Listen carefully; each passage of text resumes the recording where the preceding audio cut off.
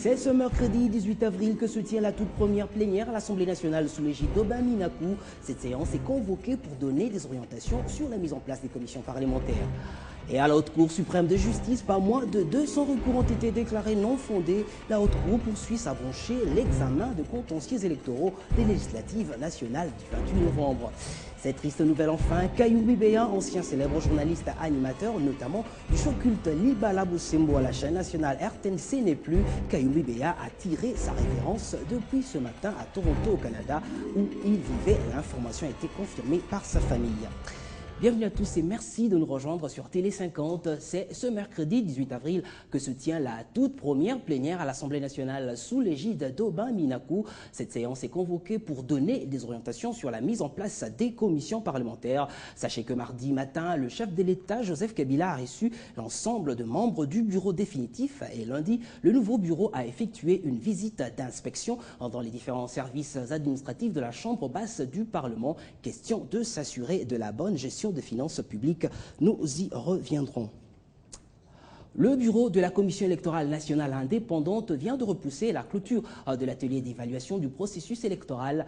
Initialement prévue pour le mardi 17 avril, elle est reportée à jeudi 19 avril. De ce fait, le bureau de la CENI indique que les invitations reçues restent valables. Je vous propose de suivre le rapporteur de cette institution, Mathieu Mpita. Compte tenu du volume de travail à réaliser par les 5 commissions mises en place par l'atelier d'évaluation du processus électoral 2011-2013, le bureau de la Commission électorale nationale indépendante annonce à l'opinion que la durée de travail accordée à ces commissions est prolongée de 2 jours. Ainsi, la cérémonie de clôture de cet atelier, initialement prévue pour ce mardi 17 avril 2012, est reporté à jeudi 19 avril 2012 à 14 h au siège de la Commission électorale nationale indépendante. Aux invités à la cérémonie de clôture, le bureau de la Commission électorale nationale indépendante indique que les invitations reçues restent valables. Fait à Kinshasa, le 17 avril 2012, Mathieu Mpita, rapporteur. Pendant que la CENI poursuit son évaluation à la Cour suprême de justice, les contentieux électoraux des législatives se poursuivent également. À ce jour, la Haute Cour a déclaré 200 recours non fondés. Suivez. D'après cette information livrée par Radio Okapi, aucun recours n'a été déclaré fondé sur les 200 arrêts déjà prononcés depuis le vendredi 13 avril à la Cour suprême de justice. Les 50 dossiers du contentieux électoral des législatives du 28 novembre traités le lundi 16 avril ont été jugés non fondés sur le plan du fond. La Haute Cour a déclaré que les parties requérantes n'ont pas présenté des preuves suffisantes et valables pouvant remettre en cause les résultats de la Commission électorale nationale indépendante CENI. Selon elle, les 150 autres recours traités précédemment ont péché par la forme. Les appels introduits par les candidats sont irrecevables pour défaut de qualité des demandeurs en justice. Les personnes qui ont saisi la Cour pour contester les résultats n'avaient pas qualité de le faire conformément à la procédure en vigueur sur les contentieux électoraux, explique la Haute Cour. Ce sont les partis politiques qui devaient saisir la Cour et non les individus. La Cour suprême de justice, faut le rappeler, a déjà traité 200 recours sur plus de 500 introduits. L'examen d'autres recours se poursuit actuellement. Gratuité de l'enseignement primaire en RDC, bonne nouvelle pour les parents d'élèves. Ces derniers ne devront plus ressentir le poids de frais alloués au fonctionnement des écoles. Environ 26 210 écoles primaires budgétisées et mécanisées de la République, hormis la ville de Kinshasa, seront bénéficiaires de cette dotation estimée à plus de 4 millions de dollars. La cérémonie de lancement du paiement de ces frais a eu lieu au complexe scolaire Kiwele à Lubumbashi.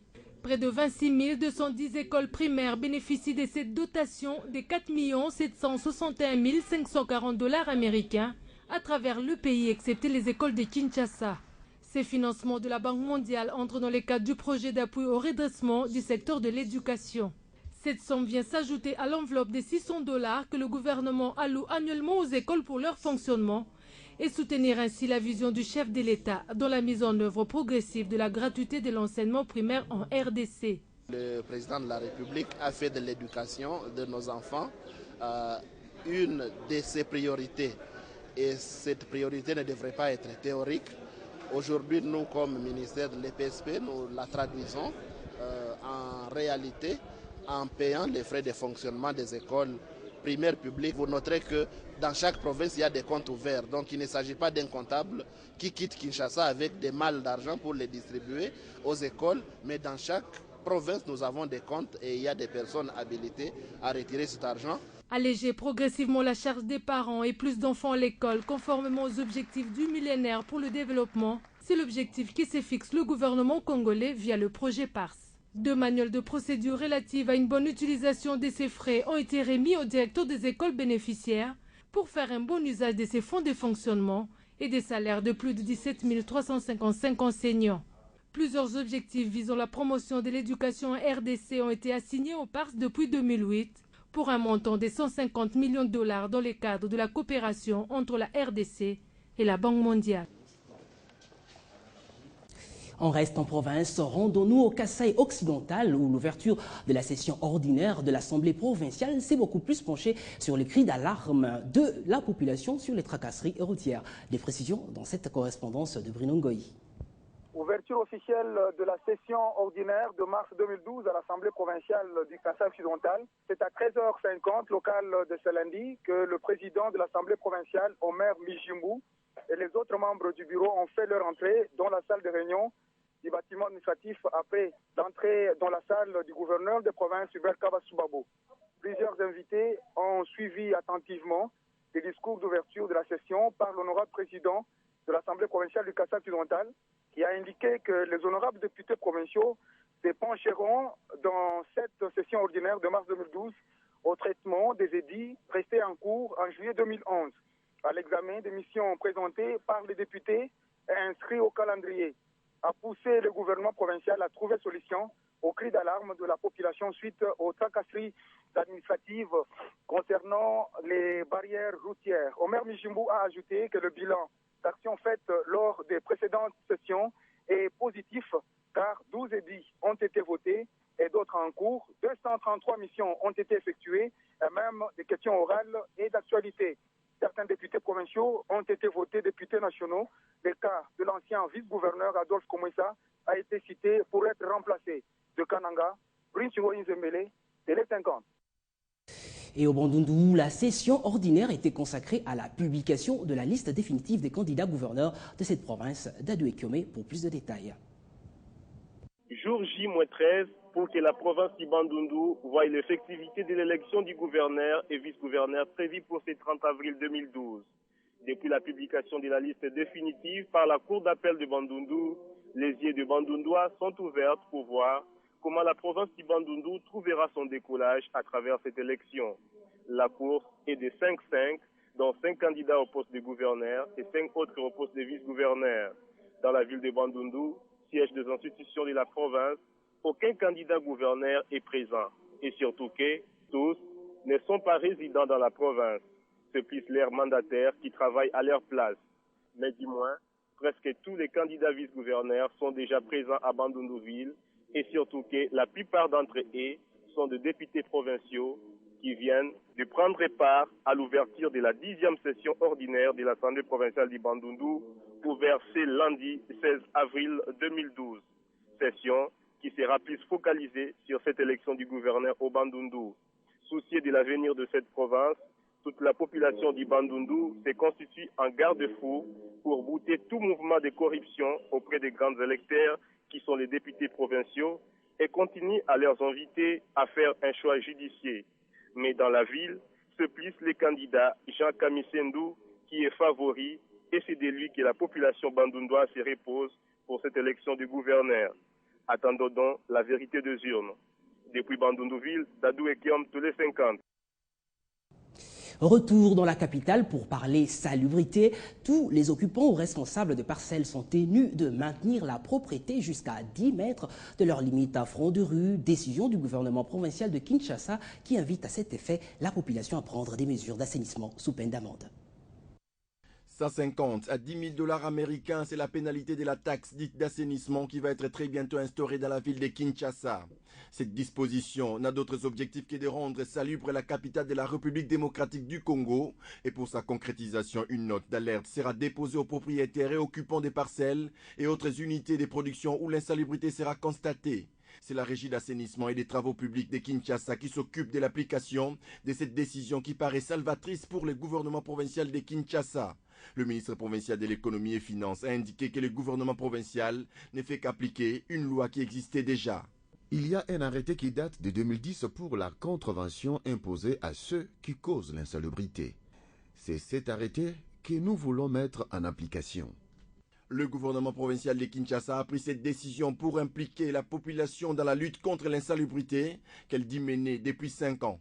Nous avons posé des actes et nous avons voulu que la population nous suive. Malheureusement, cela n'a pas été le cas. La population n'a pas compris notre démarche.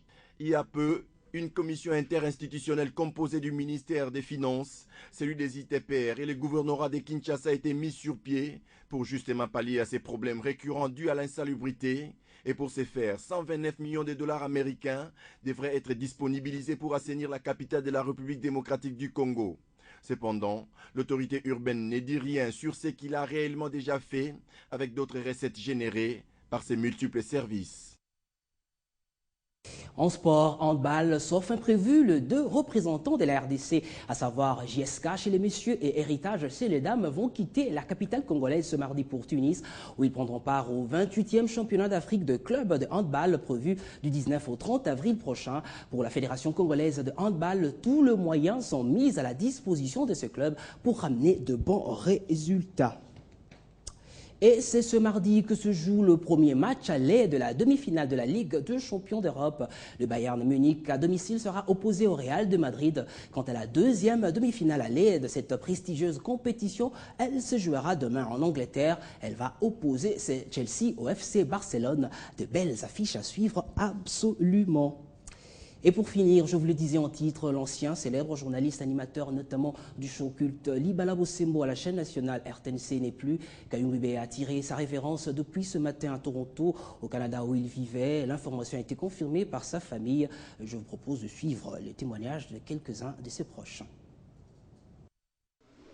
Quand ici chez nous on parle de la belle époque de la RTNC, on ne peut pas ne pas se souvenir de Kayumbi Beye. Sur le plan humain, c'était un homme extraordinaire. Là, je suis entré dans la profession et j'ai eu l'aubaine de pouvoir le croiser, de pouvoir me familiariser avec lui. C'était un homme qui était d'un abord facile.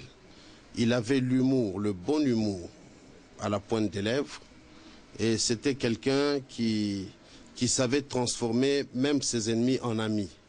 Vraiment, d'abord, je suis très touché. C'est un homme qui avait beaucoup d'initiatives. Il avait l'esprit de créativité, surtout sur le plan de la radio et de la télévision. Il a beaucoup fait pour cette maison ici, pour la RTNC, à l'OZRT à l'époque. Il a créé des émissions, il a réalisé beaucoup de programmes. Mais la mort de Kayumbi Beye, pour nous, c'est... Je n'ai pas de mots vraiment à continuer à parler parce que c'est un monument, c'est un baobab de la presse congolaise. J'ai beaucoup de souvenirs parce que Kayumbi Beye a été notre directeur de programme à l'époque. Et il a joué un grand rôle au niveau de la télévision nationale. C'est un bon dirigeant, D'ailleurs, nous regrettons qu'il soit parti de sitôt parce qu'il pouvait encore partager avec nous tous et tous les jeunes de ce pays, de son expérience au niveau de l'audiovisuel. C'est la fin de ce journal. Merci de l'avoir suivi.